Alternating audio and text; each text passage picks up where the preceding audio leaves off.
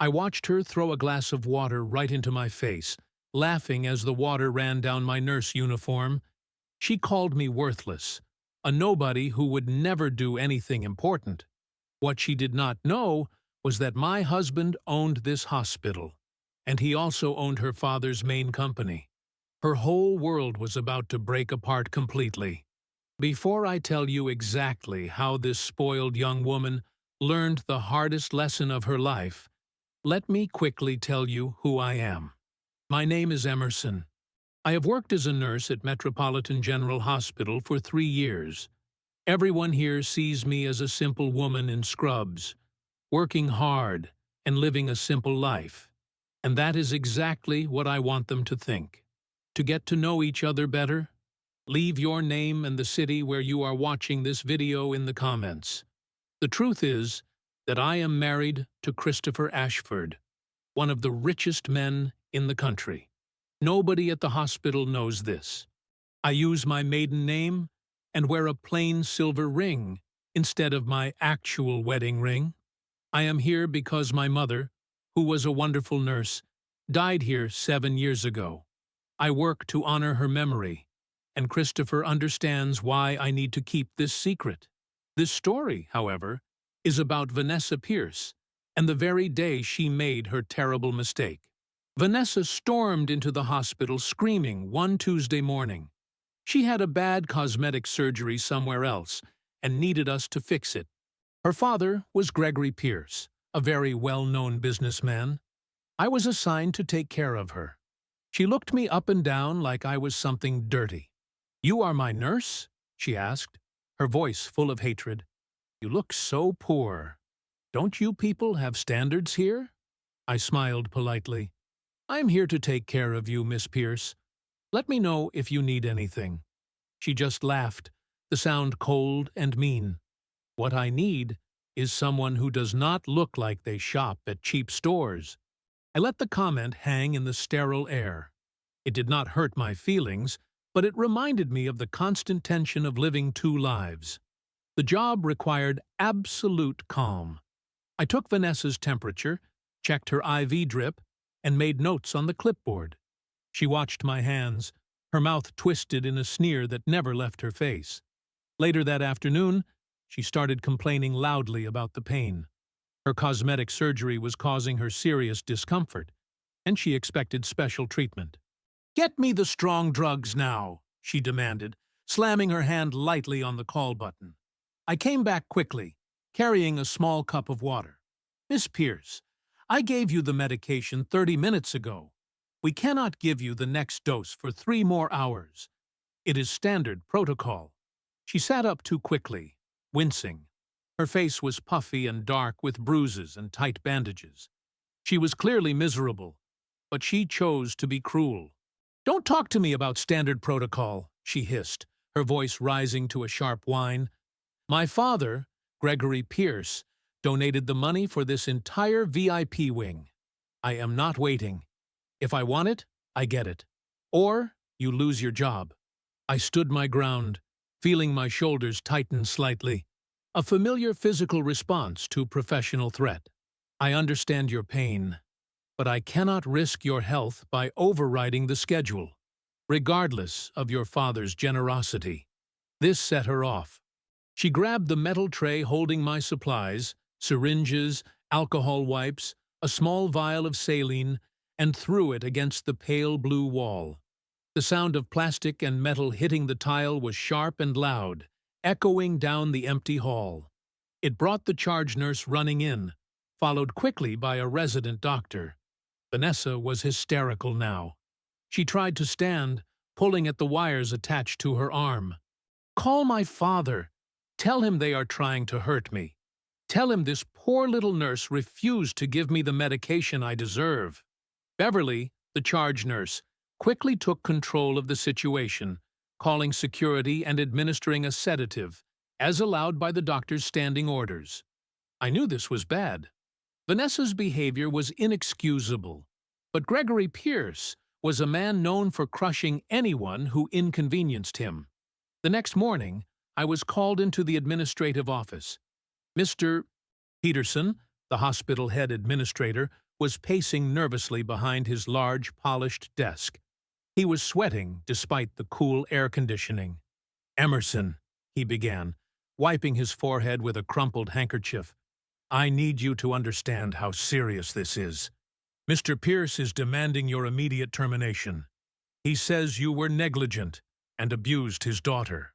I explained exactly what happened, detailing Vanessa's aggression, the thrown tray, and the medication refusal, emphasizing that I adhered to safety protocol.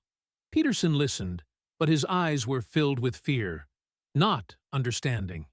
"It doesn't matter what you say, Emerson. The money always wins. Pierce is downstairs right now, meeting with the hospital board. They are deciding how to handle this." That meeting quickly turned into a major crisis. It was no longer just about me. Gregory Pierce used Vanessa's tantrum as a public excuse to attack the hospital's management.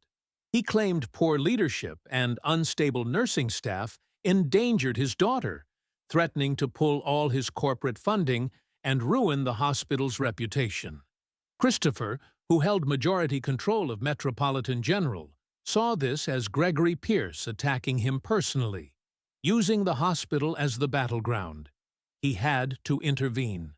I was standing near the boardroom doors, waiting for an update, when Gregory Pierce's voice boomed from inside, loud enough to hear through the thick wood. "Your nurses are incompetent. They are peasants. My daughter deserves better care than this trash heap offers." The terrible cold feeling spread through my stomach. Then I heard Christopher's voice, sharp and hard, defending me and defending the hospital's integrity. He exposed the fact that Vanessa's original surgery was botched by an outside clinic, and that she was abusing prescription drugs, proving that the hospital staff, myself included, had acted correctly. The confrontation was messy and public. Christopher won the immediate battle, forcing Gregory Pierce to accept sanctions against Vanessa for her behavior. Gregory and Vanessa left the hospital quickly, their humiliation radiating off them like heat from a furnace. Gregory Pierce's face was stone. He looked directly at me for a split second before the elevator doors closed. The hatred in his eyes was pure and cold. He was not defeated. He was only wounded. I thought the immediate danger was over. But within hours, the hospital environment changed. Everyone knew who I was now. The nurse Christopher Ashford had publicly and aggressively defended. My secret identity as Emerson Cole was gone, replaced by the reality of Emerson Ashford, the billionaire's wife. I felt exposed, like a fragile thing left out in the open. The quiet of the hospital now seemed to carry a constant hum of watchful, nervous eyes. I tried to focus on my patients, but the whispers followed me everywhere. That evening, when Christopher and I were finally home, trying to unwind from the chaos, a delivery man showed up at the front gate of the house. He handed a thick envelope to security. Inside the formal envelope, Christopher found the first shot fired by Gregory Pierce in the real war. It was a formal legal notice, bound in blue paper and thick as a textbook. Gregory Pierce was filing a massive, high-profile lawsuit against Ashford Enterprises. He claimed the contract terminations Christopher used to discipline him were malicious, baseless, and aimed only at causing him financial ruin. He was leveraging the recent hospital public relations disaster against Christopher's corporate integrity, aiming straight for the heart of the business. The fight had just moved to the courts, targeting the very foundation of Christopher's empire. The true fight had begun. Christopher's face, usually controlled and smooth, tightened as he scanned the first few pages of the document. The blue legal paper felt heavy in his hands. He tossed the stack onto the polished wood of the table. "He is not going for money," Christopher said, his voice low and sharp. "He is going for time and reputation." The sheer volume of the lawsuit confirmed Gregory Pierce's intent was total war. Christopher explained that Gregory wasn't just asking for the value of the terminated construction contracts. He was claiming emotional damages corporate defamation, and market manipulation, asserting that Christopher had used the hospital incident to maliciously drive down the value of Pierce's holdings and facilitate a corporate raid. The goal was to tie up Ashford Enterprises in years of damaging legal battles, draining resources, and exposing the company to shareholder doubt. "We will fight him," Christopher stated simply, picking up the phone to call his chief legal counsel, a man named Henderson, even though it was past midnight.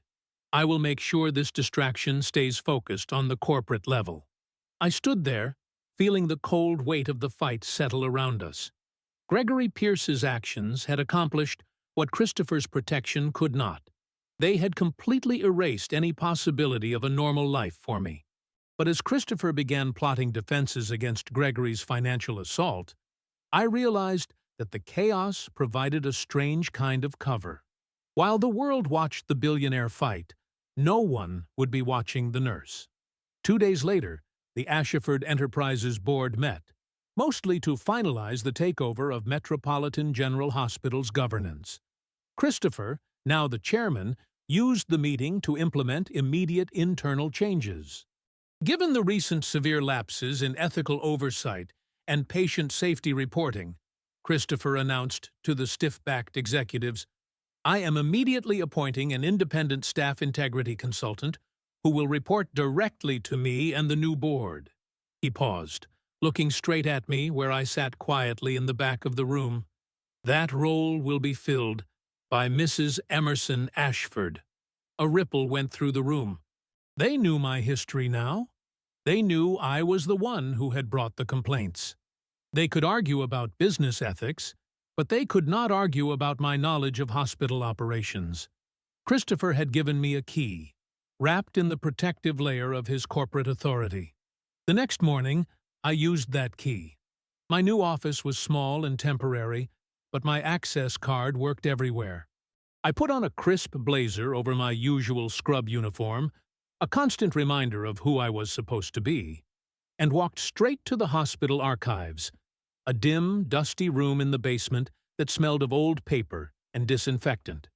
I filed the paperwork under my new official title, requesting the complete file of Margaret Cole, including her 7-year employment history, every performance review, and the detailed accident report related to her death.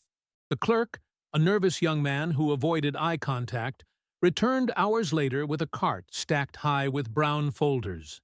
The bulk of the files related to my mother's exemplary service as a floor supervisor.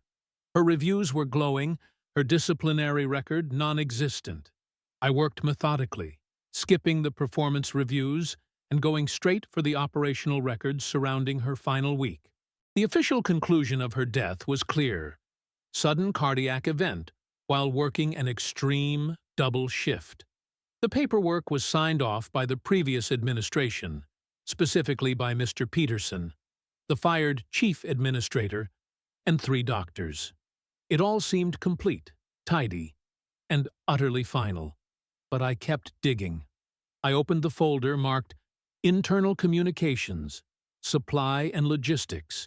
My mother's job involved scheduling, but also ensuring that the supplies and medications were where they needed to be. In the month leading up to her death, Margaret Cole had submitted not 1, but 3 formal requests for internal audits, all marked urgent and addressed to Peterson. The first audit request concerned the automated pharmaceutical inventory system. Margaret noted that the reported stock levels did not match the physical counts, especially for expensive specialty drugs. She wrote that the discrepancy was systematic and too large to be simple misfiling. The second request, filed 1 week later, was even more disturbing. It focused on construction materials. Margaret noted specific concerns about the integrity of materials used in a recent high-profile renovation, the very VIP wing Gregory Pierce had proudly sponsored and built. She was asking for structural engineers to verify the quality of the drywall and piping, noting they seemed substandard and potentially compromised. Neither audit request had an attached follow-up or completion form. They simply stopped. Peterson had initialed the requests as received, but had never authorized them. The paper trail ended exactly there, 5 days before her heart attack.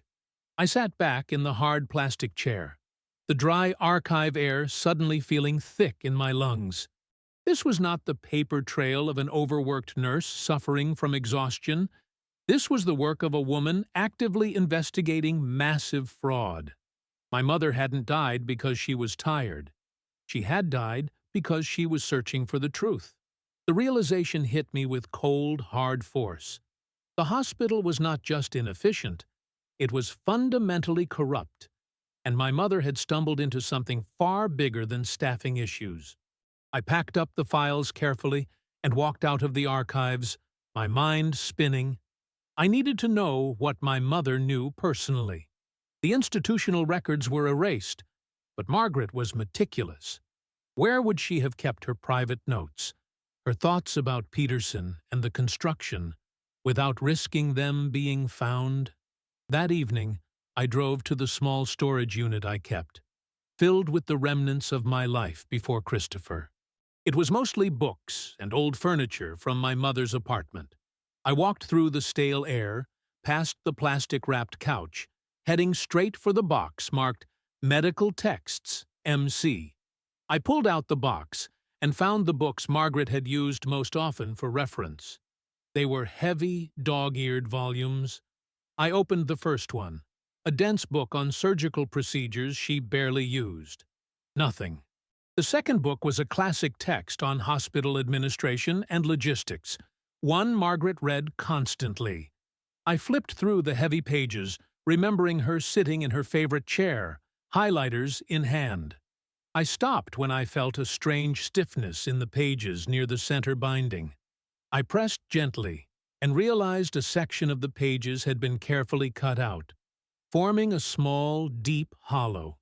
My hands were trembling as I reached in and pulled out a small, cloth-wrapped object, barely the size of my palm.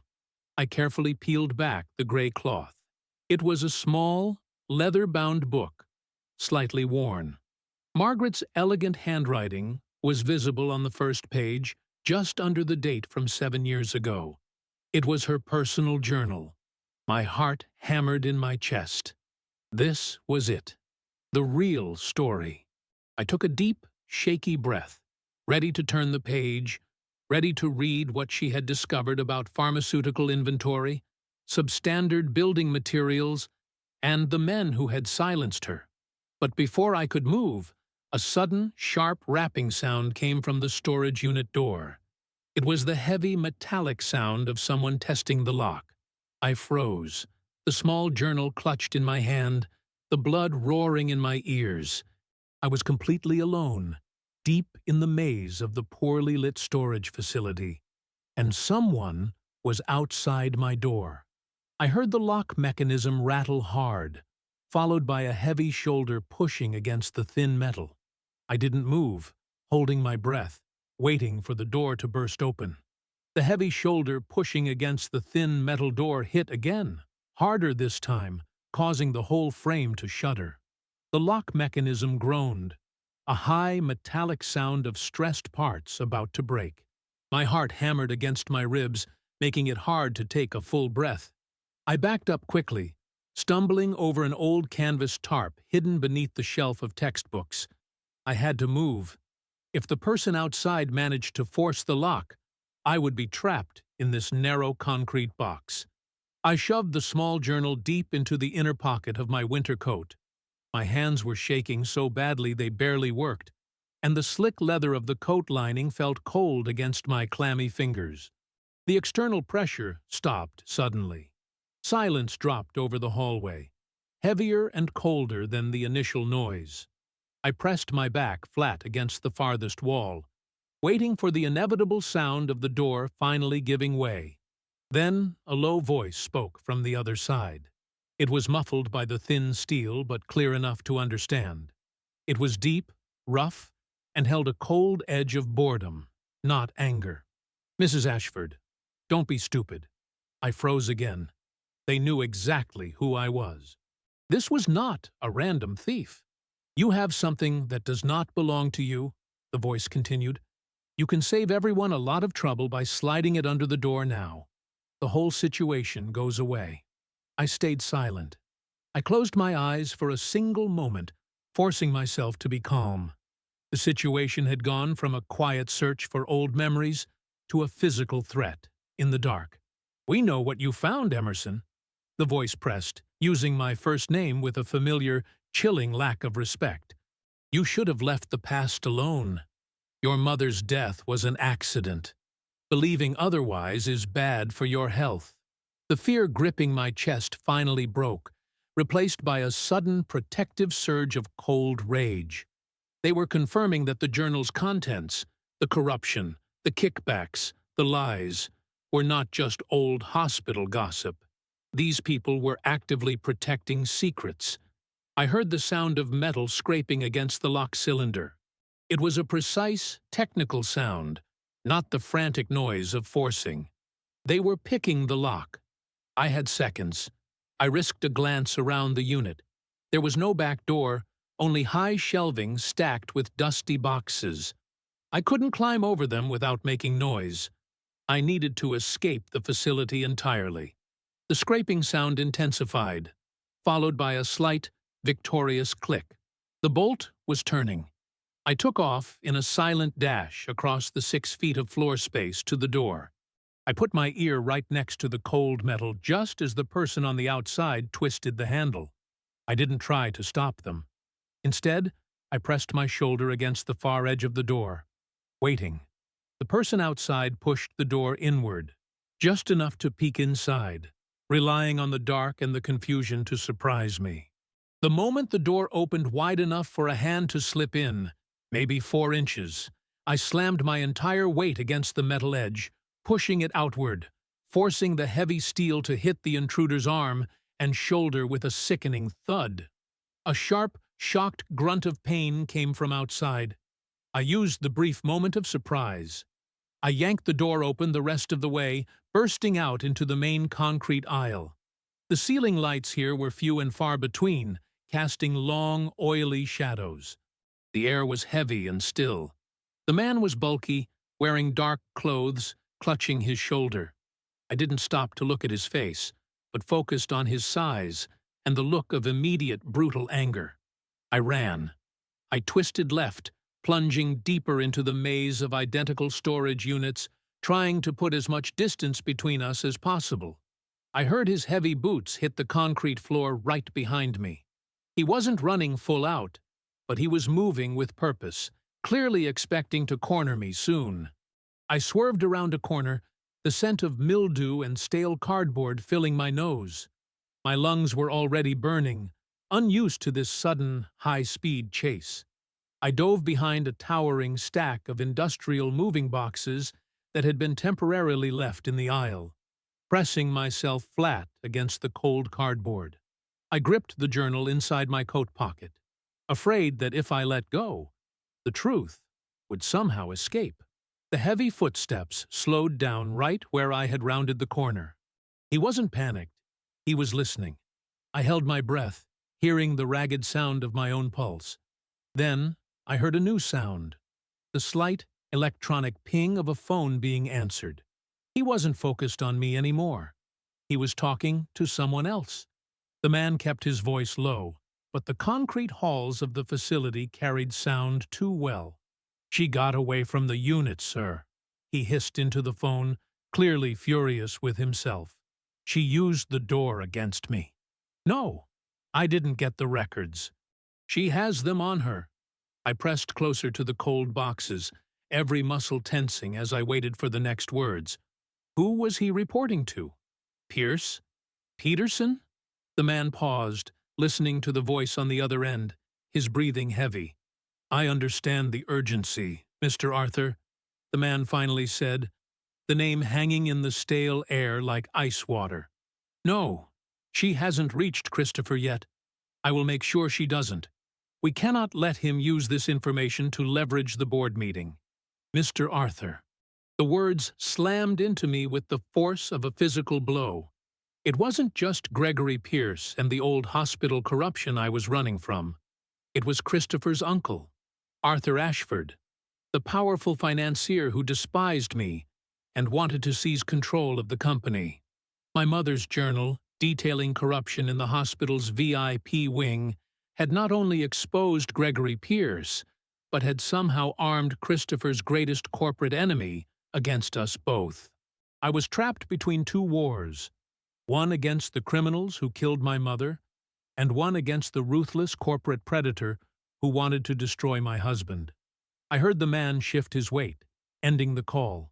He started walking again, slowly, systematically, checking the gaps between the stacks of boxes, coming closer to where I hid. The man shifted his weight, ending the call. He started walking again, slowly, systematically, checking the gaps between the stacks of boxes, coming closer to where I hid.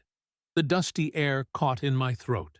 I could see the polished tip of his black shoe through a tear in a stack of old discharge papers. I knew I could not wait for him to find me. My mission was too important, and the time for the other meeting, Christopher's fight for his empire, was already upon us. I grabbed the thickest, heaviest spine of a medical reference book I could reach, dated 1982, and hurled it toward the far corner of the aisle.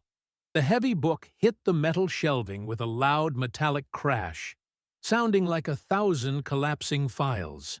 The man froze, then moved quickly toward the noise, pulling a small flashlight from his jacket.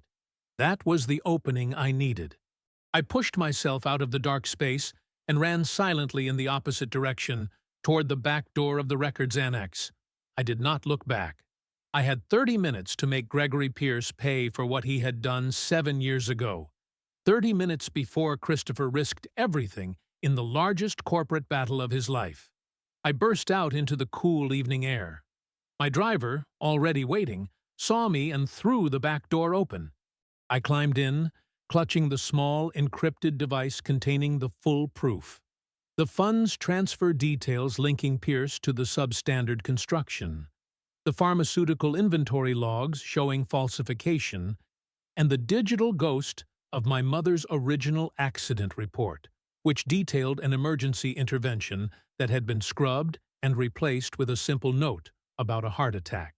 "Take me to the offices downtown," I ordered. "Now." We drove fast. The city lights blurred into streaks of gold and white, but the only thing I saw was the cold resolution of justice. When I arrived, the building felt heavy with expectation. I was led not to the main offices, but to a small, windowless meeting room near the executive floor. Gregory Pierce and Mr. Peterson, the former hospital administrator, were waiting. Pierce sat at the table's head, radiating false calm, his expensive suit perfectly tailored. Peterson sat beside him, pale and visibly trembling, his hands twisting a damp handkerchief. He looked like a man who knew he was already dead. "Emerson," Pierce said, standing with a polite smile that did not touch his eyes. "This is highly dramatic, don't you think? Meeting here, away from the lawyers?" I ignored the pretense. I walked to the table and slammed the encrypted drive down hard, making a sharp cracking sound that echoed in the small room. "I have the records, Gregory," I said, keeping my voice low and level. "All of them.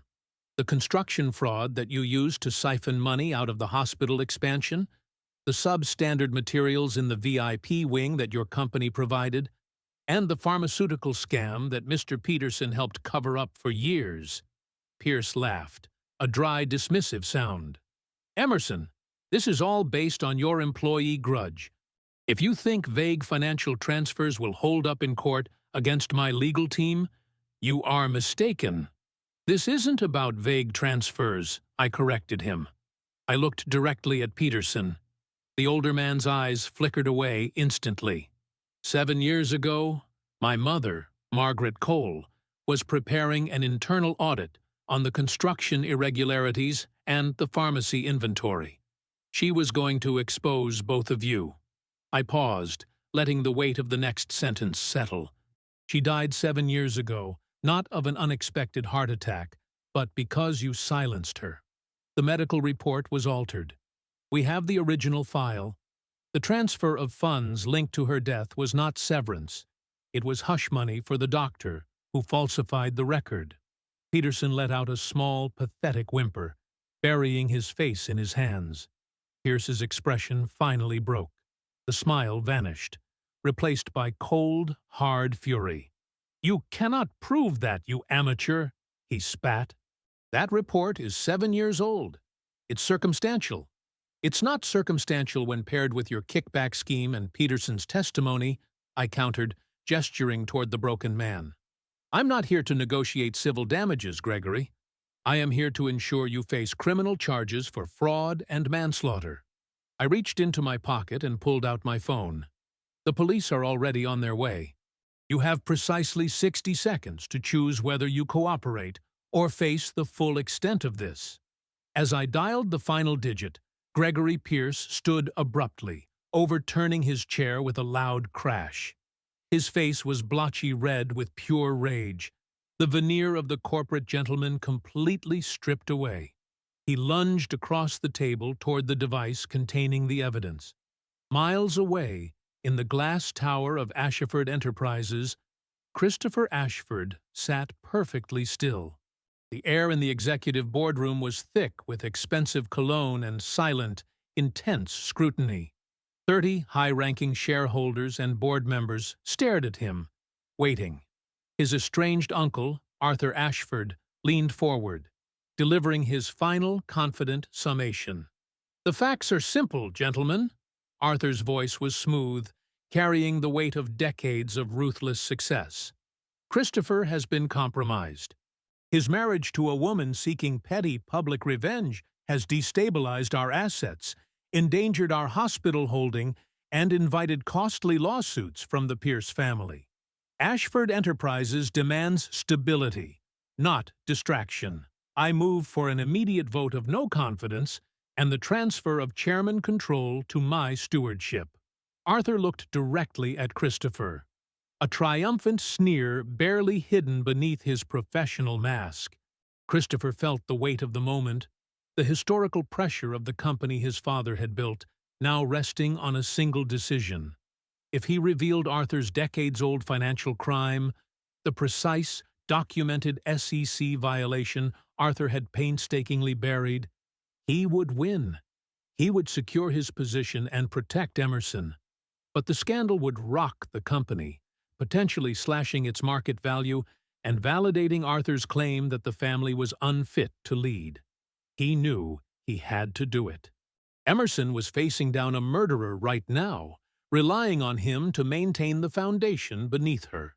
Christopher stood up, pushing his chair back with an echoing scrape of wood on marble. He held the file, wrapped in brown paper, lightly in his hand. "Before we vote, Uncle Arthur," Christopher said, his voice calm, cutting through the silence, "there is something the board must consider about your definition of stability." Arthur's eyes narrowed, sensing the danger. "I believe we've heard enough, Christopher." Christopher ignored him. He looked at the presiding shareholder, a grim-faced woman named Ms. Davies. "Ms. Davies, I have here documented proof of Arthur Ashford's activities during the 1997 Asian market collapse," Christopher stated. "This information shows a systematic pattern of insider trading, leading to a financial penalty that was carefully masked and paid by an offshore entity Arthur controls. It is a material risk to the company's reputation and solvency. Should the press discover the depth of the deception he committed to save his own wealth 26 years ago?" A gasp rippled through the room. Arthur's face went white, losing all color. He pushed himself halfway out of his seat. "That is slander!" Arthur roared, abandoning all corporate decorum. "A desperate lie!" Christopher took a single step toward the center of the table and placed the brown file directly in front of Ms. Davies. The paper was thin, but the weight of the evidence inside was crushing. "The information is verified and fully sourced. I have chosen to keep this quiet for the sake of the family legacy, but I refuse to allow a criminal to take control of Ashford Enterprises, especially when that criminal has consistently tried to undermine its security," Christopher stated, looking squarely at his defeated uncle. "The decision now is simple. Vote for me, and we navigate the minor turbulence of the Pierce lawsuit. Or vote for Arthur, and risk a multi-billion-dollar investigation into the new chairman's past." Ms. Davies looked down at the file, her hands hovering above the paper. The entire room held its breath, waiting for her to touch the evidence that would change everything. In the small, windowless room downtown, I braced myself as Gregory Pierce launched his large body across the table, aiming for the device. Peterson screamed, jumping away from the ensuing violence. I was too slow to stop Pierce from reaching the table, but I was fast enough to smash the phone down, locking the screen and confirming the police dispatch. Pierce swiped the drive off the table. It skittered across the floor and disappeared under a filing cabinet. Before I could move, his hands closed around my wrists, his strength immense, fueled by panic and the certainty of his ruin. "You won't expose me, nurse," he hissed, pulling me tight against the table's edge. "You will regret playing this game." I kicked out, hitting him hard in the shin, and twisted, trying to pull free. I heard the muffled sound of approaching sirens, still distant, but coming closer fast. Pierce heard them too. His eyes widened, calculating. He grabbed the nearest weapon, a heavy brass lamp from the end table. He raised the lamp high above his head, and I knew, with chilling certainty, that he was going to silence me just as he had silenced my mother 7 years before. Gregory Pierce roared, his face tight with desperate fury, and brought the heavy brass lamp arcing down. I threw myself backward, twisting my body violently away from the solid mahogany table. The weight of the lamp was too much for Pierce to control when I shifted. Instead of crushing my skull, the brass base struck the corner of the table with a horrifying metallic thunk, showering sparks and sending shards of wood and a heavy glass ashtray flying. A sharp edge of the lamp's metal cage caught my left forearm, tearing through my dress fabric and scraping the skin hard. The pain was instant and blinding, a searing line across my arm, but the chaos gave me space. I scrambled backward, crawling low across the thick carpet, as the front door of the penthouse suite exploded inward with a sound like a gunshot. 2 uniformed officers and 2 security guards from the Ashford team flooded the room, guns drawn and pointed directly at Pierce, who stood frozen, panting heavily, clutching the now bent and useless lamp handle. "Police! Drop the weapon, now!" a man shouted. Pierce's rage dissolved into naked fear. He dropped the brass lamp. It hit the floor with a final heavy clatter. Mr. Peterson, who had been huddled near the window throughout the confrontation, let out a pathetic cry. He instantly raised his hands above his head, stumbling forward and muttering, "I surrender. I didn't hit her. It was him. He changed the reports 7 years ago." The police moved fast. One officer slammed Pierce against the wall, cuffing him roughly. The other immediately came toward me, assessing my torn dress and bleeding arm. "Are you hurt, ma'am?" I pushed myself up, leaning heavily on the splintered table. The adrenaline was fading, leaving behind a cold, shaky weakness. I looked at Gregory Pierce, his face now bruised and marked by tears, his magnificent suit wrinkled and ruined. He looked small, suddenly, a defeated bully. "He killed my mother," I whispered, the words catching in my dry throat. "He murdered Margaret Cole." The officer looked at the cuffing officer. "You heard that. Secure him and get a medic in here." I ignored the officer's instructions to sit down. My gaze fixed on Mr. Peterson, who was weeping uncontrollably, confessing details to a third officer about the paperwork manipulation and the construction fraud. He was giving everything up, desperate to save himself. The truth, the complete ugly truth about my mother's death, the pharmaceutical theft, and the substandard construction that threatened hundreds of lives, was finally out in the open. The victory tasted metallic, like the coppery smell of blood on my forearm. It was a cold, hard justice, bought at the expense of my own physical safety and 7 years of searching. 100 blocks away, in the silent, heavily paneled boardroom of Ashford Enterprises, Christopher felt a different kind of cold certainty settle over him. The voting was nearly complete.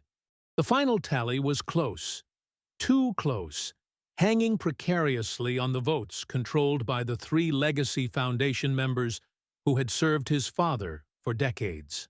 Arthur Ashford, Christopher's uncle, sat across the vast mahogany table, his 65-year-old face unreadable, save for a slight, anticipatory tightening around his eyes.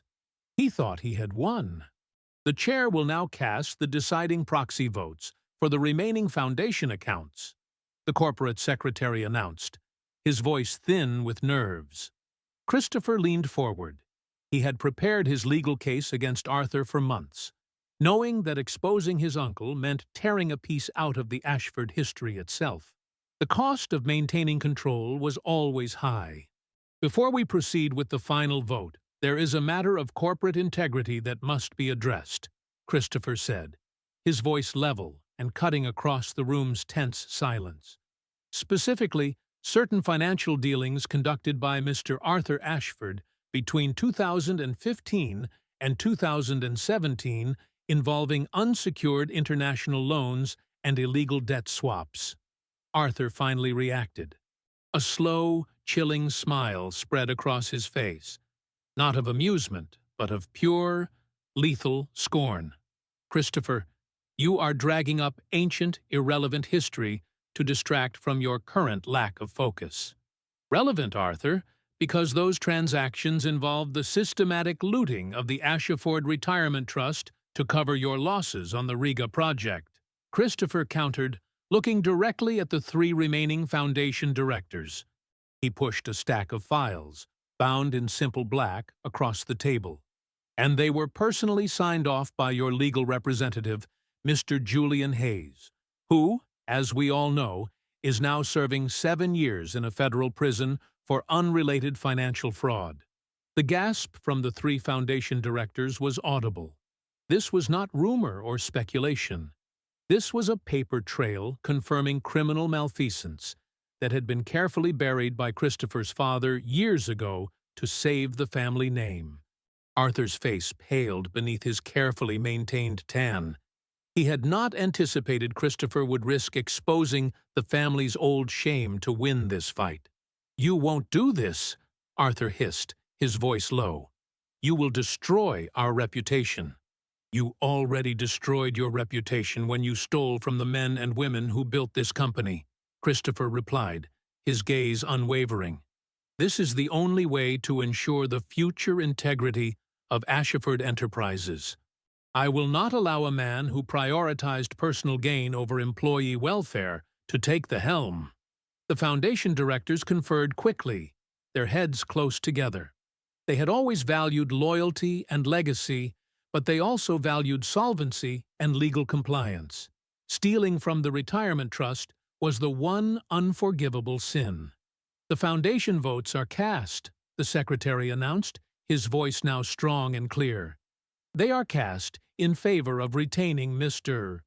Christopher Ashford as Chief Executive Officer and Chairman of the Board." A wave of quiet murmurs swept the room. Christopher had won the proxy fight. Arthur was defeated, his corporate career ending in disgrace, not by an outside enemy, but by his own family. Arthur stood up, moving with slow, controlled fury. He did not look at Christopher. He looked at the window, at the sweeping view of the city. "You won, Christopher, but you bought your victory with shame," Arthur stated. "You are now stained by the darkness of our father's secrets. That stain does not wash out." As Arthur walked toward the heavy oak door, leaving the company he had dedicated his life to, Christopher felt no triumph.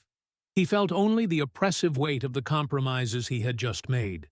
He had used a nuclear option, revealing deeply sensitive, legally suppressed information, just to keep control. He had become exactly the ruthless, controlling figure Arthur always believed he was. His victory was complete, but it was hollow. He immediately pulled out his phone, his thumb hovering over Emerson's number. He needed to hear her voice, needed to know that the other fight, the one that mattered most, was over and that she was safe. By the time Christopher arrived at the penthouse, the immediate drama had subsided. Gregory Pierce and Mr. Peterson had been escorted away in handcuffs, driven to the precinct downtown. Detectives were already organizing the evidence, the hidden ledgers, the altered 7-year-old accident report, and Peterson's frantic on-the-record confession about the construction material kickbacks. Emerson sat on a newly positioned sofa, a thick white bandage wrapped tightly around her left forearm. A police medic had cleaned and dressed the deep scrape, confirming it was a severe laceration, not requiring stitches, but definitely a painful injury. The moment she saw Christopher, she stood up. He walked across the wreckage of the expensive living room, shattered glass, broken furniture, the displaced rug, and pulled her into a tight, shuddering embrace. "Are you all right? What happened?" "When I heard about the arrest and the breach of the security team's protocols." "I'm fine," she murmured against his suit jacket. "Just a scrape. He used the lamp. He tried to hit me, Christopher. He tried to silence me, exactly like he silenced my mother." She leaned back, pulling away just enough to look at him. His tie was loose, his hair slightly disheveled, and his eyes held a haunted look she rarely saw. "It's done," she said, her voice raspy. "They confessed. Peterson admitted everything. The reports, the fraud, the transfer of funds. It was murder, Christopher. They did it to cover the corruption." Christopher closed his eyes briefly, absorbing the finality of the revelation. 7 years. A life lost. And now, justice delivered. "And you?" she asked, touching his cheek. "What happened at the board?" "I won. Arthur is gone," he said, his tone flat. "I had to burn a piece of history to secure it. It was brutal." She understood instantly. Winning against Arthur meant descending into the same ethical darkness Arthur operated in. It was a victory, but the price was high. "We paid the cost for both battles tonight," Emerson said, looking around the devastated room. The room was quiet now, save for the low voices of the remaining detectives. The confrontation had stripped away the veneer of the past 7 years. Her mother's name was cleared. The men responsible for the corruption and ultimately her death were facing criminal charges. The corporate threat was neutralized, but the relief was laced with profound exhaustion and the stinging reality of how far she had been pushed. Emerson looked down at her bandaged arm, then back up at Christopher, realizing their journey was not over. They had achieved justice, but they had fundamentally changed who they were in the process. She was no longer just a nurse. He was no longer just a CEO running a stable empire. They were survivors, scarred by the compromises they had made to secure their future. The city outside, oblivious to the battles fought in its boardrooms and penthouses, hummed on. Emerson knew she could never return to the quiet life she once planned. Her mission had evolved. Now, the real work of reform, the systemic changes Margaret Cole had died trying to implement, finally had to begin. It took time. The public storm surrounding Gregory Pierce's crimes and Arthur Ashford's thwarted takeover attempt raged for weeks, filling the news cycles with complex legal terms and simplified tales of corporate betrayal. Christopher managed the fallout with surgical precision, consolidating his power and insulating Ashford Enterprises from the damage. He had revealed enough of Arthur's past unethical dealings, not enough to ruin him, but enough to assure key shareholders that Arthur posed a greater long-term risk than Christopher's newly complicated personal life. The cost was paid in sleepless nights and moral calculation, but the empire was secure. For Emerson, the recovery was slower, both physically and emotionally. The wounds from the final confrontation with Pierce healed, but the change in her perspective was permanent. She spent the next 3 months in a deliberate silence, studying the hospital's operational structure, reading every policy manual, and reviewing the financial shell game that had nearly killed her. When she returned, she did not wear scrubs.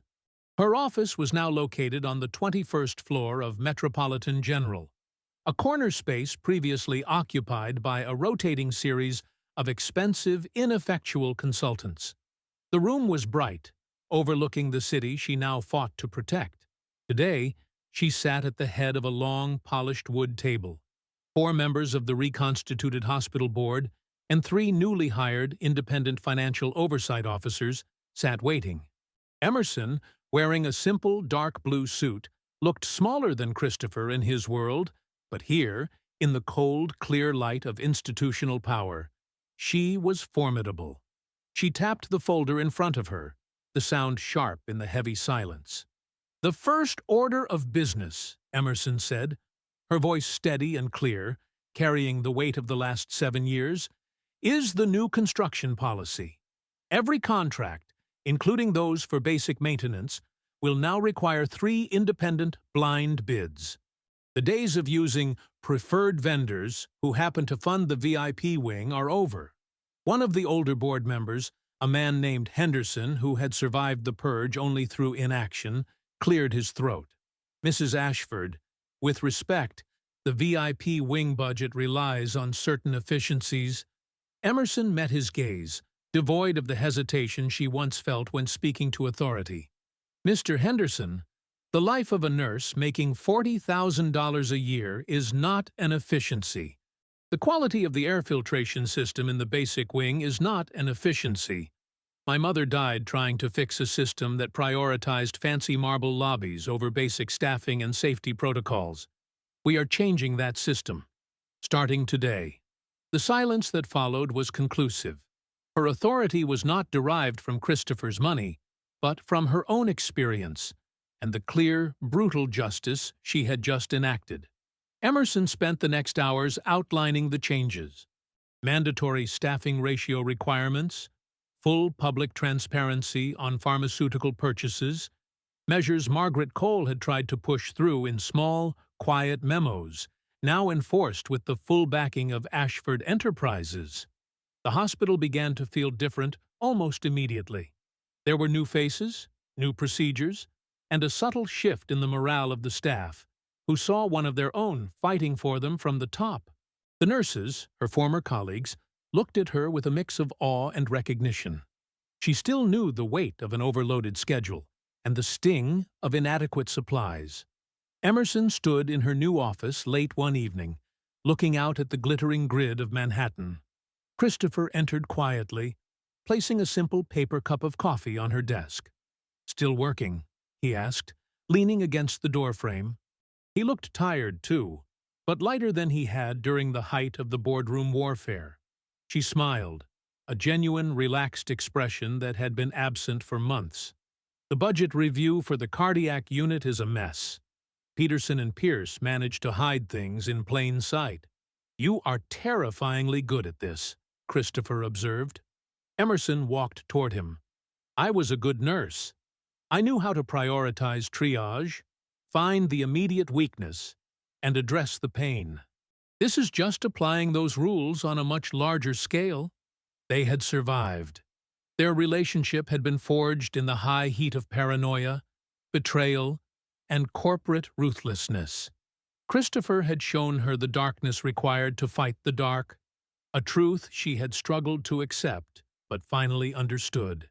He, in turn, had been anchored by her unwavering moral compass. He knew she would never let him stray too far into the shadows of his own making. "I miss seeing you in scrubs sometimes," he confessed gently, wrapping his arms around her waist. "Me too," she admitted. "But the real sickness wasn't on the ward, Christopher. It was up here, where the money was made and decisions were hidden." She leaned her head against his chest, listening to the steady beat of his heart, a sound of safety and shared burden. Emerson Ashford, the former quiet nurse, was now the protector of the institution her mother had died for. She had traded the intimacy of the bedside for the isolation of the executive suite, but in doing so, she had found a way to heal thousands. Her transformation was complete. She had sought justice for Margaret Cole, and in doing so, she had become Margaret Cole's living legacy, ensuring that the system that had taken one life would now save countless others. The battle was won.